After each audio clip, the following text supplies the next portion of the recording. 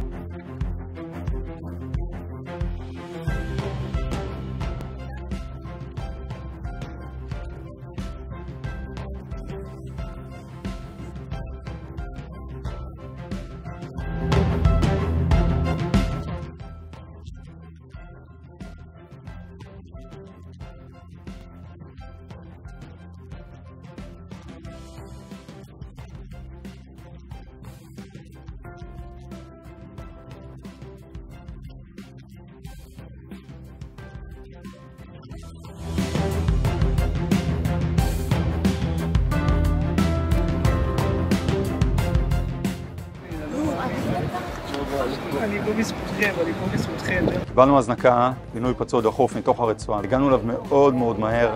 שאלתי את השולט חיל אוויר, השולט אמר לי, אסותא אשדוד, נחתנו שם, משם היסטוריה.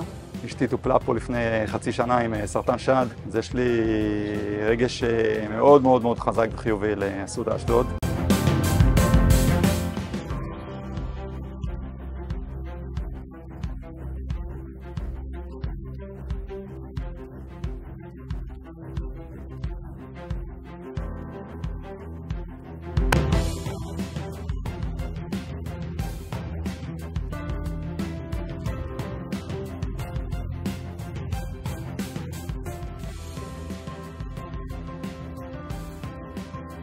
בלילה של ההפצצה על איראן הבנו שצריך לעבור משגרה לחירום במהירות הגדולה ביותר. שעה אחרי זה כבר היינו אחרי הערכת מטה.